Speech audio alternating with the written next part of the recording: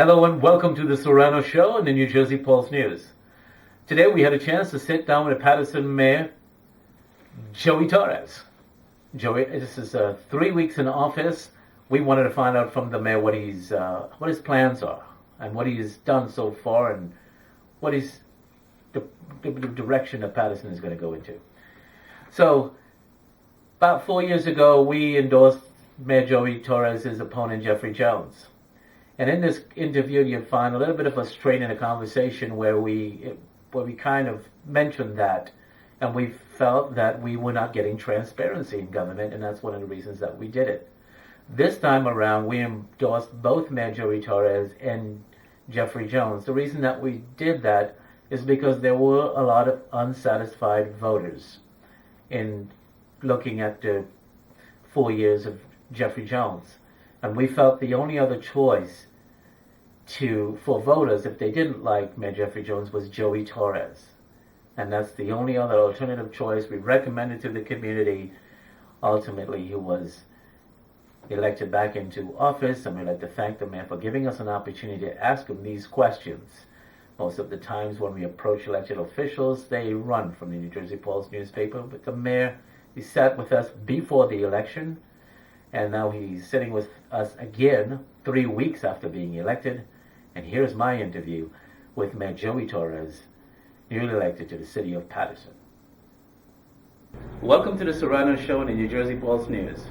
We are here with the new mayor, Jory Torres, of the city of Paterson, and we are picking up an interview that we did before the mayor was elected. So now that you've been in office for how long? So I think 20 days, 24 hours, it's 24 hours a day, 24/7. Okay. So, You've been 20 very plus busy. days. You've been very busy. I've seen that. What has been happening so far? Well, basically, we've been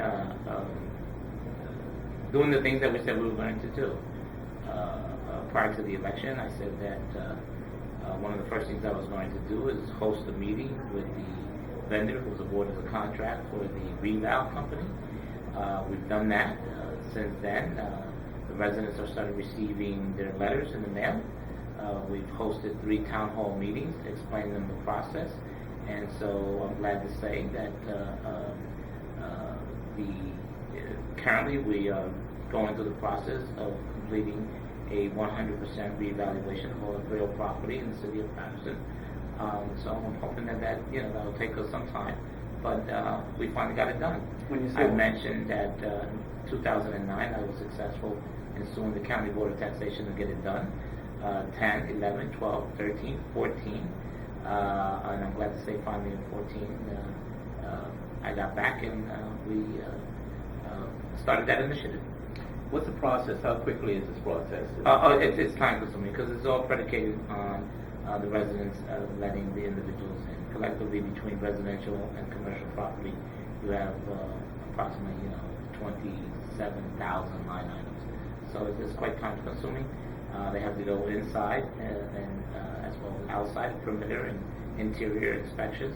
So it takes some time. But the company, I'm glad to say, has capacity, but it's all up to the notifying the tenants, the residents, the homeowners that were going in, and then make sure that we could get in a timely manner. So people should be warned to have access to their homes. It's like a census. Yeah. I think so. Sirrano, if approximately 6,000 residents apply to the County Board of Taxation for an appeal, basically we're doing the appeal for them by this 100% reval. So cooperating with the company to get in and out as quickly as possible. Hopefully, I'm hopeful. I'm not banking on it, but I'm hoping that we could probably get it done in a timely manner, that it would actually hit the 2015 tax rate. Other than that, it would actually then be offset by the 2016. Do you see this reval being done this year or next year? Well, I'm hoping that if everybody cooperates, we can see the impact on our 2015 tax bill. Now, reval means less taxes for the government. Well, it actually means a true assessment of the value of the property. Okay. And by having a true assessment of the value compared to the comparables of what the market rate what the market bears today, then you only pay based on the fair assessment. So you pay your fair share based on an equal evaluation of the true value of the property. So if I'm paying you $12,000 a year, and my house is now reevaluated and evaluated, and it's now $8,000, you lose money. Okay. Oh, true. Yeah, actually. But then it has to be spread up because the rate was already struck, the tax rate was already struck higher, then you have to just balance out the rate as well. So it doesn't necessarily mean your taxes go down, it means your assessment value goes down. In some cases it does, but overall for the city, you're right, it could end up being as a negative shortfall. No And question you have to about make it. that up. No, I mean, the resident of the city of Paterson for the past few years have been borrowing money, as you're aware of, to pay for the successful tax appeals. Okay. Let's move right into the borrowing money. You are borrowing money to repave the roads. That's correct. And two council members disagree with you. Why? Well, I think you're going to have to ask them. I think this is a good plan. It's been vetted by our financial experts. It's been even vetted by DCA to a certain point. We will move the DCA to present our project, and I'm confident that we'll be given the green light that we could go ahead. This is a major capital improvement. This is what bonding capital is supposed to represent. You do not use liquid cash to do repairs that has a life expectancy of over 15 years. You don't do that as you go. That's almost like paying for a house cash. What we're doing is we're borrowing the money. We will be paying our mortgage over 15 years, and we will get the value or the equity of that investment over the 15 years as well. This will fix the potholes in Paterson, most of them. 170 primary roads. How many roads are there in Paterson? About 330. The balance are secondary. So it's important to know primaries from secondary. So typically a resident or a visitor or an ambulance or the post office navigating to the city of Paterson, if they stay on a primary road, they could go north, south, east, west on a road that has been done 100% from whether it's connecting from the first to the second ward, the second to the third, fourth to the fifth, or third all the way to the sixth. Now, I've got complaints. East 16th Street or 16th Street is one of the worst. What if that is not on the primary list and somebody wants that road fixed? That must have been Council President Tavares, because that's what he actually mentioned, and he said that wasn't on the list. I think he should look at the list because I think it is on there. Again, I believe that it is on the list. I think the question there was, what about if you need a sewer replacement underneath? We did make provisions to allow for, before we going to fix the surface of it, because this is a road resurfacing project, to take some video taping of our infrastructures, our sewer line, to make sure that none of the pipe work could collapse over a period of years. If it is, then we have to treat the pipe work first before we do the above surface repairs. But I think that before we leave, we will check the map, and I'll give you a nice picture of the map so you'll see the value of this capital improvement project as it relates to repairing deteriorated roads with a life expectancy, repairing it with a life expectancy over at least minimum 15 years. I actually think that DCA would even approve 20 years if I opted to spread the payments over 20 years instead of 15. So it's $30 million. 35 million. 35 We're actually going up to 37 million. 37 you're borrowing. That's correct. And whom are you borrowing it from? From ourselves. You're borrowing the money from yourselves. Yeah. How does that work? Because we borrow the money. We go out to the bond, the market. We have equity in the city. As a matter of fact, our bonding capacity well exceeds over $250 million. So we're borrowing $37 million to invest on a $250 million equity in our city. I think one of the reasons that Tavares voted down your proposal is because he felt that he does not know the interest rates throughout the years. So he thinks it's going to raise up or raise down, or he's not sure. I can't speak for what Councilman Tavares know or doesn't know. I find it, however, I find it kind of a little troubling, someone who has a bunch of initials after his name, MBA and MPB and all those business acronyms. He should know that all interest rates is adjustable. If we were able to identify or understand the market rate as it relates to interest and borrowing, I don't think that I would be a mayor. I'd probably be making billions of dollars in Wall Street. Okay, let's move to crime. Jerry Speziale is on your team. Why did you choose Jerry? Jerry is a cop's cop.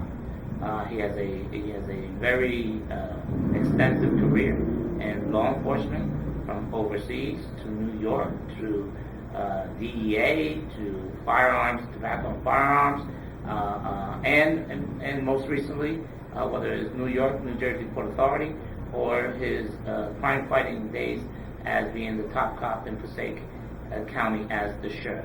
And so, therefore, I think he had the qualifications and the know-how that he would do the job well, which so far has proven to be correct. Some people say he's a loose cannon, and sooner or later you're going to have problems with him. Well, I think we have a lot of people who are loose cannon, particularly those who are just recklessly using gun violence on the streets, this deviant behavior that's going to. So everybody at one point or another, as human beings, we all have a breaking point. So one could say I'm a loose cannon at times or so. You? Yeah. He donated to your campaign. That did not influence you? Of course not. Okay. Speaking of donation, there's a story that came out, and I actually looked at the reports that Sweeney and the mayor of Jersey City, who invested $7,000 and $8,000 in Sayers' campaign, just invested $5,000 and $4,000 in your campaign after the fact. What was that about? Well, I think a campaign financing is something that goes with the territory, campaign expenditures, and so therefore they opted to contribute to my campaign. It was after the fact, but there's still bills that have to be paid. There's still outstanding bills that have to be paid. So I'm very grateful. Yeah. So I'm very grateful that that they supported my victory campaigning. I mean, my victory donating to my campaign, so I could finish paying off my campaign expenditures. Well, they were accused of buying Paterson when your supporters came and said Paterson is not for sale, Paterson is not for sale, based on their investment in Sayre. So what would they say now that they're investing in you? I don't think that statement is correct. I think that when the protesters, or the nations, I'm not saying my protesters, when folks were ranting and stating that Paterson is not for sale, and I think that came in a couple of town hall meetings, even in front of a town hall.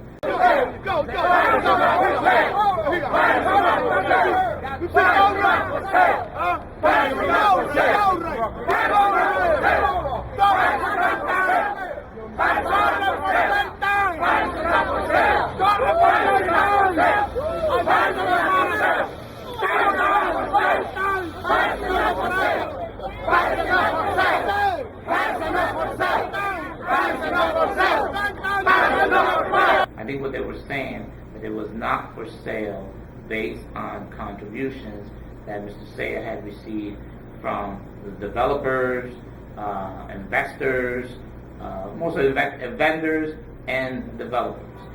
Those investors and developers that have proven that they got a direct benefit, i.e., a recycling company, and got an awarded a lucrative awarding contract, and secondly, a lawyer representing a real estate firm that got a lucrative tens of millions of dollars tax credit, and Mr. Sayre voted in favor of that too. So I think that was predicated. It wasn't whether a member of a political machinery or elected official, who all, if you look at whether from the federal government, state government, or local government, normally you do see an interchange of contributions between a party or an individual candidate's account into another account. You don't think these guys are investing in Paterson because they're running for governor and they think they need your support, so if they finance you and now instead of Saya, they can, get in with you because they supported you? Those are campaign contributions to help me support my expenditures in my campaign. And they came afterwards? They get the same thing everybody else gets. Okay? A meeting, whatever you need. Anybody gets a meeting, and not everybody gets whatever you need because I'm not God. The only one, I can't give everybody whatever they need. I can't give everybody whatever they want. There's a process. However, I do, and I'm proud of it, that I give, including yourself, accessibility and accountability. That's what everybody gets with Jory Torres being in office. I think that's one of the reasons we beat up on you the last time, because we felt we didn't get that. But crime.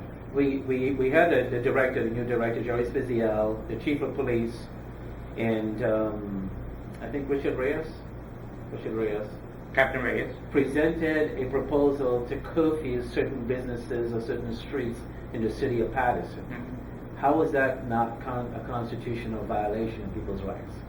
Well, I think you're talking about it'd be a violation of their constitutional rights if we don't do anything and allow them to congregate in an environment or live in an environment where lawlessness, recklessness, lewdness, public urination, public drinking, a proliferation of drug sales, and noise. Those things are key core to disturbing the quality of life. And what this ordinance does is not violating anybody's constitutional rights. What it's doing is preserving a peace and tranquility, which is all protected through our Constitution. We all have the right to some peace and tranquility. And so this ordinance is targeted more at hotspots which our police intelligence has already identified and told us that there is an increase in gun violence, there's an increase in drug sales, there's an increase in noise, gang activity, and a public nuisance.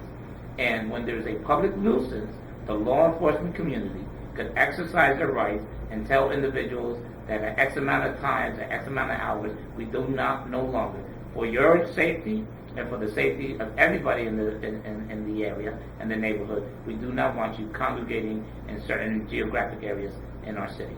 So we have identified some hotspots. This curfew, once adopted, will give the law enforcement community an additional tool to be able to combat the same thing, the same public outcry that we've been hearing a couple of nights ago, whether it's on 10th and 26th, or the recent occurring that occurred with the tragedy of the death of Genesis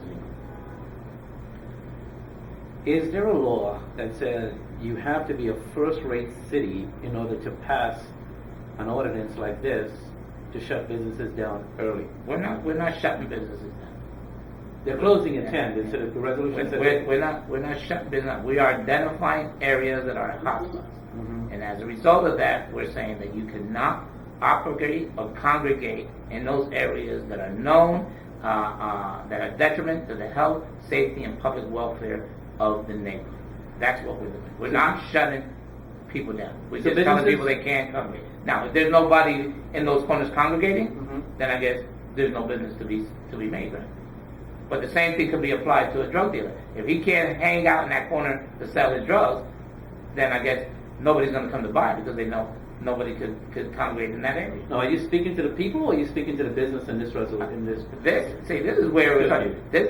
This curfew addressed geographic areas in which folks cannot congregate. The fact of the matter that we don't want them congregating from those times there, and the business is there, and the business is tailoring, because most of the time these businesses are catering to the outside environment. If there's no people, there's no business. So let's just say I'm not in a suit and I'm dressed down. I go into a business and I see a couple of people I know, And I come out with a drink in my hand, a Coke or something, and we started talking outside the building. Cop shows up, doesn't notice me. What happens? No. So you see, you're confusing it. Okay. Explain. I mentioned again, this is purely based on police intelligence. Mm-hmm. Now, if you're congregating there, walking out with a Coke, and you're at these hot spots, Mm-hmm. there is a 90% chance that you know that you're on this hot spot because either you enjoy hanging around in an environment that is deviant behavior, or you like loud noise, or you like drinking, or you like just putting your life in harm's way because you know that our police intelligence is telling you that is a volatile, high crime spot area, and therefore you are putting your life in jeopardy just because you're walking into that spot to buy a Coke and to talk with the people outside. Now, if it was just anywhere that you walk, it doesn't apply. These zones only apply by us using our comp stats and our statistical and our police intelligence, that the police director will say, we have enough data and know-how that perhaps you, that person buying the Coke, you really wasn't there buying the Coke. You had to buy a Coke because you were still there. You had to camouflage the fact that you're buying some dope and not some Coke. So that's not even... Or you were buying some Coke, but you were buying some cocaine. Right. So what about the 1% person who just happened to be there? Well, the 1% person, he would know ahead of time that he is putting himself... What if he doesn't know? What if somebody traveling through it? He would know. They know. It's not that coincidence. It's not that coincidence. Your expectancy is that people should know or would know. They know. The people who go to these areas go to these areas predominantly late at night, predominantly in search of either drugs, alcohol, or commercial sex workers.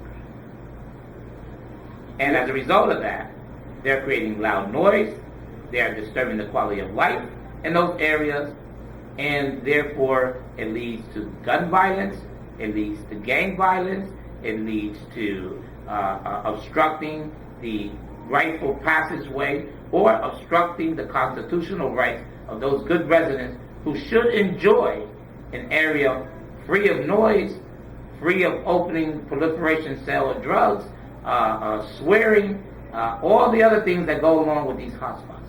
So again, this is not just any street where an individual is just going to walk into a bodega to buy a Coke.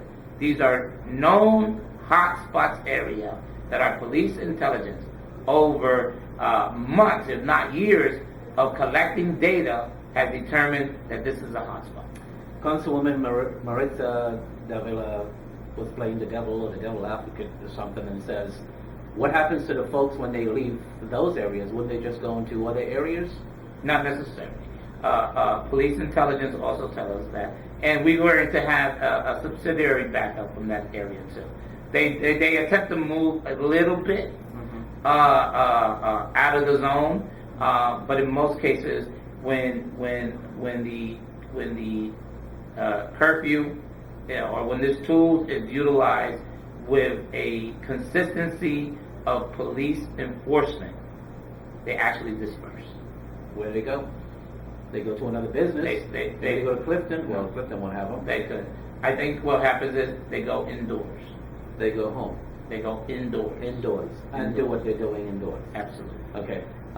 Your brother has a liquor store on Broadway. Is that a hot spot? I don't know. I don't know what the sites that were determined hotspots. Because there's always cops in front of his business, always, and every time I drive by, there's police cars outside Broadway watching his business. So he would have to close at 10 o'clock as well, too. He would have to. Absolutely. If it falls within an area that's a hotspot, he would have to close. Okay, let's move on to jobs. How do you bring jobs back to Paterson? Just take away crime from the table, because you're dealing with that, and I see that you're dealing with that. So put that aside. What do you do to bring jobs into the city? Well, I think for the most part, we have a solid workforce, more so as it relates to old world trade.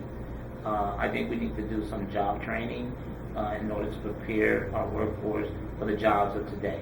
I think that, for the most part, the industrialization that once led this great city, the manufacturing, has all left us. This is more of a service town, whether it's healthcare, whether it's restaurants, whether it's insurance, more small incubator stores. The manufacturing has left.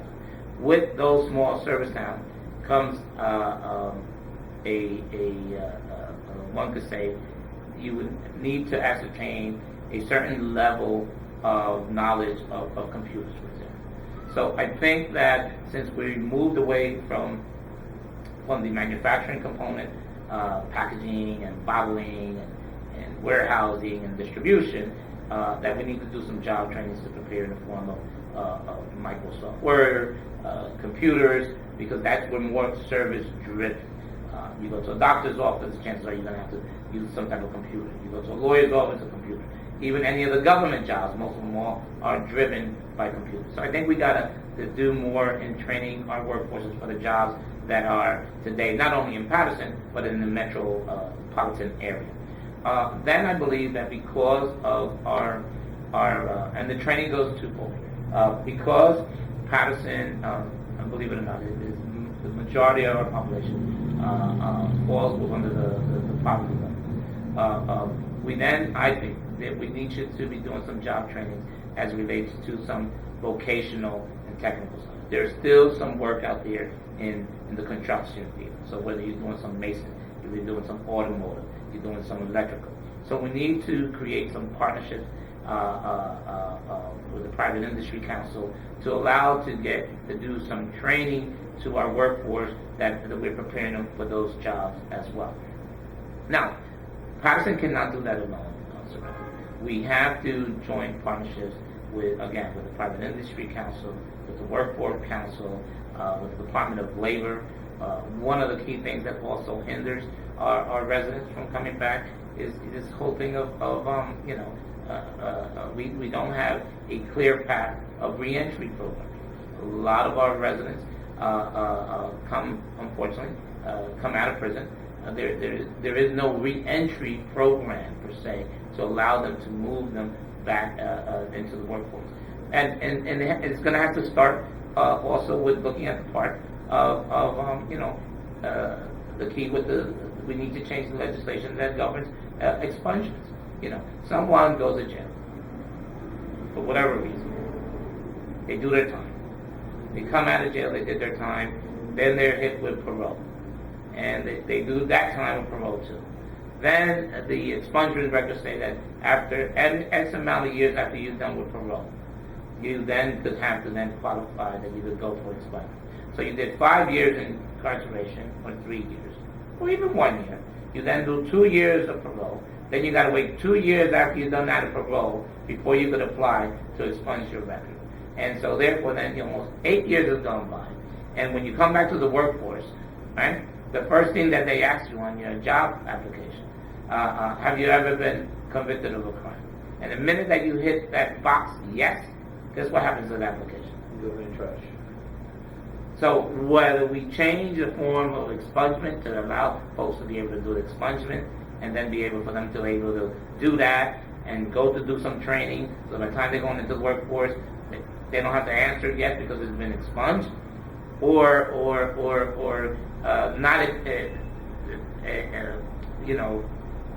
not make it a requirement that you ask that question. And we understand that's really tough, especially if we're talking about you want to hire some folks in for example, recreation or camp, or dealing with our youth, or dealing with our seniors. Very delicate. That's on the question. On Paterson's recreation and youth. And everywhere. We have to do background checks. It's Right. allowed. Megan's law. Okay? So not only working for government, because, government, the job of government is not to give jobs. The job of government is to maintain, to create jobs. The job of government is to govern, create a safe, clean environment and school environment. That is the primary core of mission of government. We have to help the private industry to create jobs as it relates to maybe giving some job incentives, giving some tax credits. That's how we create jobs. So I think my challenge is, and I go back, is to be able to take that workforce that I have and give it the basic training that I believe it needs, so that then I could offer that workforce to the industries and the businesses and the offices to say, listen, I got a viable pool here, that because you're in 8.2 square miles, because you are in the third largest city, because you got good mass transit, the chances are that that individual still could probably walk to work and not independent, that he'll be there whether it snows, it rains, inclement weather, because he could walk to work, because and you could support not only your workload, but a lot of your sales could come out of it, because we're a service town as well. Your sales could come out of the same population in which you are located in the business. Are you going to try to revitalize the manufacturing industry? Well, the short answer is yes. You know, we are one of 5 towns that were selected under this new Economic Opportunity Act, which gives a lot of incentives. It is very generous. The government did was pull multiple resources from all over and made this project 5 cities, including Paterson, very attractive to venture capitalists, to manufacturers, for a retention or to create new. And so, for example, if it wasn't because of that opportunity, I doubted if between the medical executive tower that we're building and the hotel, without that incentive package, which we're creating over 200 jobs, we would have been able to, and then I believe it was $125 or $150 million incentive package, we would have been able to bring those jobs to pass. Recognizing that St. Joe's is the largest employer in the city that we have. Manufacturing. This is jobs, not manufacturing. This is jobs. I'll tell you that manufacturing jobs, we cannot compete with manufacturing jobs. You know, manufacturing jobs left overseas. You know, first it was Mexico, now it's China. Now they're saying the cost of China is a little costly. It might be coming back. I do not see Paterson being the industrial manufacturing hub that it was, that drive, or the oldest industrial city in the nation. I do not see that happening. What I do see is that we continue to strengthen based on our population, based on our diversity, that we could move those jobs, but they're more based as service jobs. There are insurance, there are hospitals, there are transit, there are lawyers, there are all those service related. There's a multitude of restaurants and stores and cafes and boutiques that we have. Those are jobs. And we got to recognize that the bulk of our jobs today in Paterson are not your manufacturer. We have a few, are not a manufacturer. They are all service-based, small to mid-sized mom-and-pop stores. Former Mayor Jeffrey Jones was, wooed by China and a few other places where they came to visit him to try to establish a relationship. Are you going to continue that relationship or try an attempt at it? You know, I do not understand or recognize how Jones, former Mayor Jones, saw any value in that. Obviously, if someone comes to here, I would entertain them because that's what I was elected to do. I don't think I would junket a trip to China or to India or to anywhere overseas looking for opportunities. I think that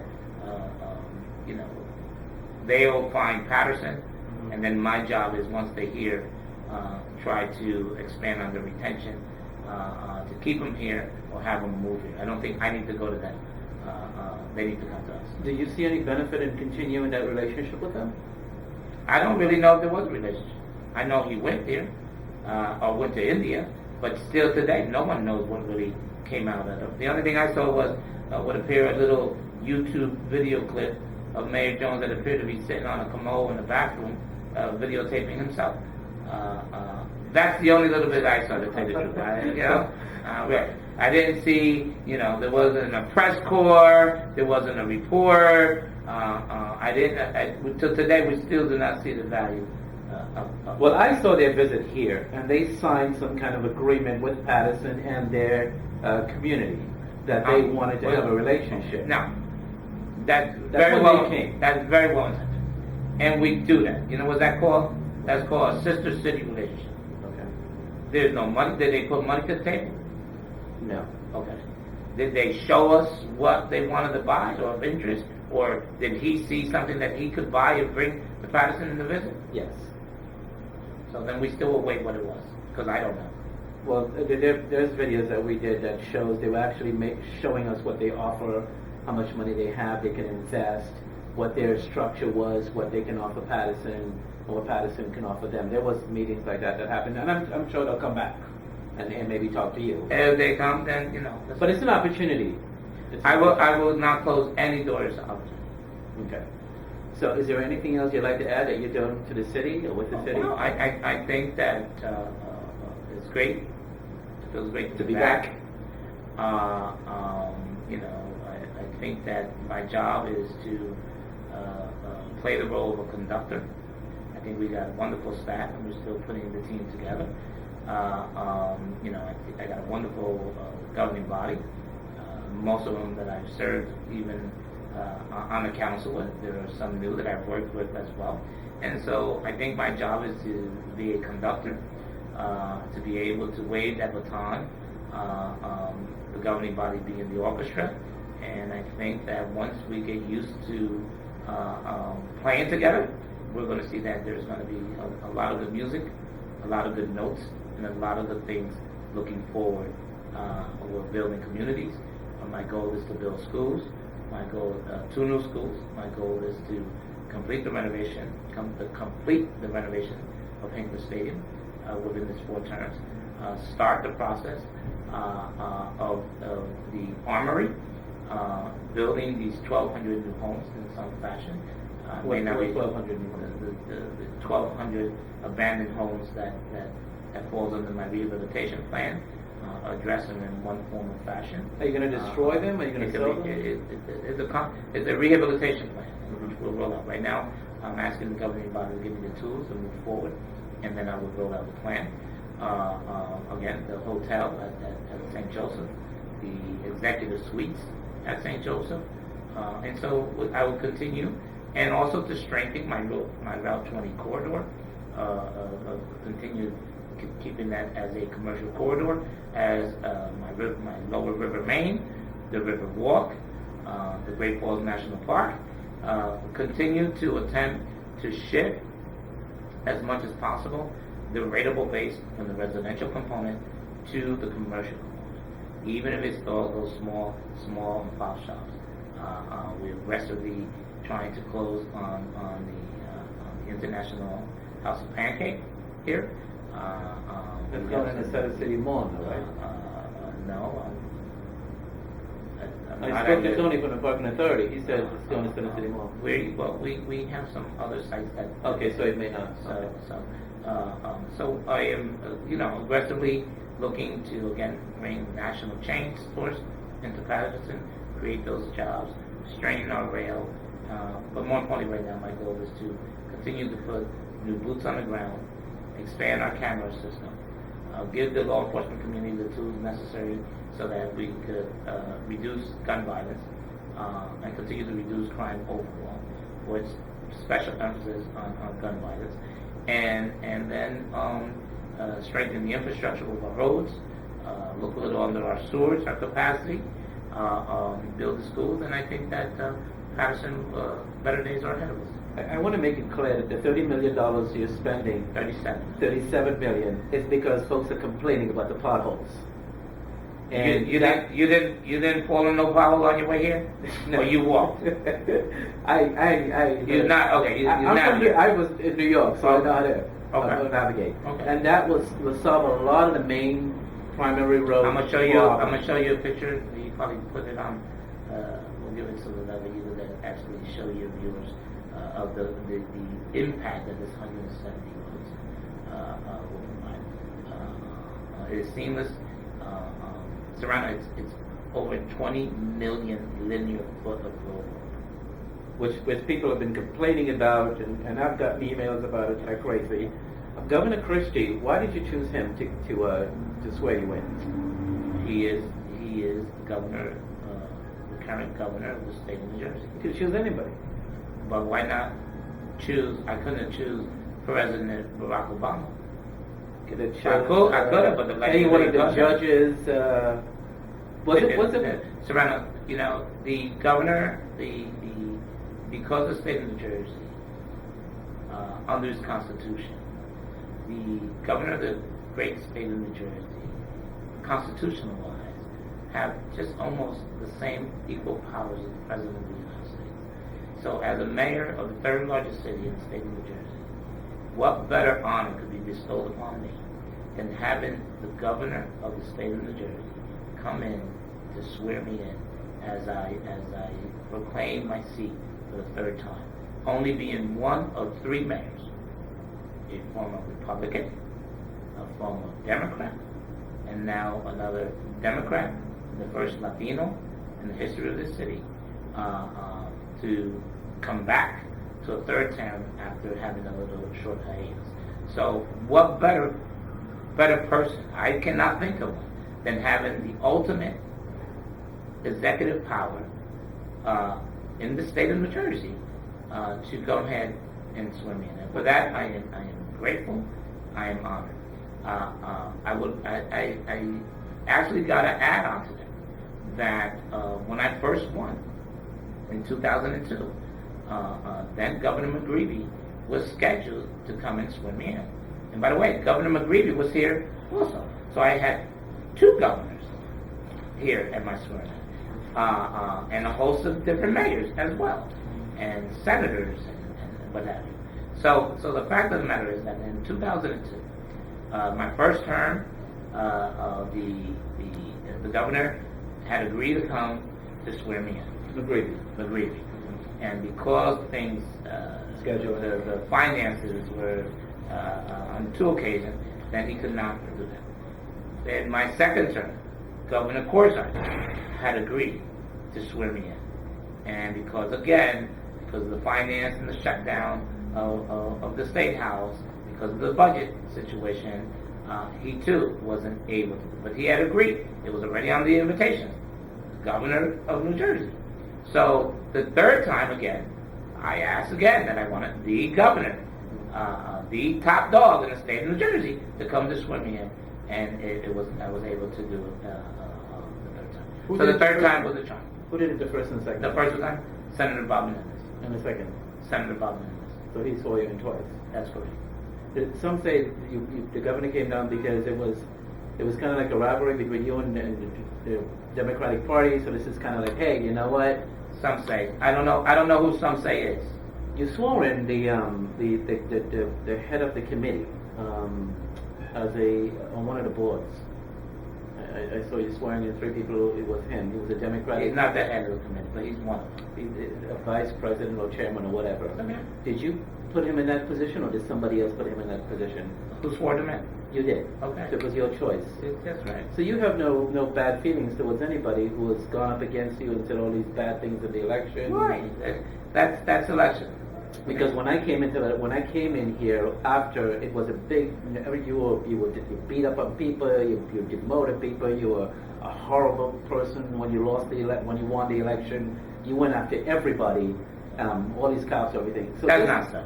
But that's your opinion. That's what people. But what the whole thing was about that. I don't know who some say is. But at this time, I see that you're reaching back across the table, meeting people. Pasquale's there. So it's kind of like you're saying, look, it's no hard feelings. I'm back. Let's work together. Is that what you're? That's always been my position. I've said it very clearly. Paterson is a non-partisan race. The fact of the matter that the majority of the residents are registered Democrats doesn't negate the fact that Paterson is, under this form of government, the Faulkner Act form of government, is a non-partisan race. And that's on paper. Yes, that is the law. But the reality is they vote Democrat. Because that's what makes it up. But I remember maybe 20 years ago, 25 years ago, And this one is the whole county. But I remember back in my days, 20, 25 years ago, it was the Republicans. So it's the pendulum that always swings. Mm-hmm. Okay, so nonpartisan, I consider myself, I am a Democrat. But in government, in politics, the 3 Ps of politics, almost like my 5 Ds of development. The 3 Ps of politics, obviously the one is politics, and then the other 2 is the personal and the policies. And if you learn to be able to differentiate those 3 Ps, separate, or take out the politics on the policy and the person, that makes you a better politician. It makes you a true government leader. It makes you a true public servant, and not necessarily about the politics of government. We have a story coming out about the choosing of the presidency, the city council president, and everybody was hoping that McCoy would have been a better person to work with you. And I have photos with Maritza and Menendez. They were really governed or covered by the parties. So I kind of knew where this vote was going to go. So now that, there's 5 people who are not favorable to you, and I see you showing Maritza and the other Menendez around. Do you think that 5 votes are still controlled against you by Saya, who I think is doing what he did on the school board here, and would you have a hard time dealing with this council based on the initial vote that is 5 for them and 4 that you have to struggle with? I think you're looking too much into it. I think you're giving Saya more credit than he deserves. Okay. I think at the end of the day, what's good for Paterson is good for Jory Torres. And I don't want to sound cliché, but I believe that what's good for Paterson is equally as good for Ruby Cotton, Pelusama, McCoy, Morris, Davila, Saya, Tavares. Did I miss one? Davis. Okay. So the point that I'm trying to say, that what's good for Jory Torres and Morris, what's good for Jory Torres is what's good for Paterson is good for Jory Torres, and it's good for the governing body. I see that as an isolated vote of July 1st of a 5-4. I honestly see that moving forward, that would probably be the only time that you saw a 5-4 vote. I think you will see, in most cases, a 9-0. In some cases, you'll see an 8-1, or you'll see an 8-2. I do not see it being ever again a 5-4. Really? Because on the other side, there's a different confidence that it will be that way. And if it does, then they're voting because of politics. They're not voting because of policy. Because the things that this administration is going to put on the table are all going to be good for Paterson, all about good policy, even though it may not make up good politics. And that's the best note to end on. Thank you very much.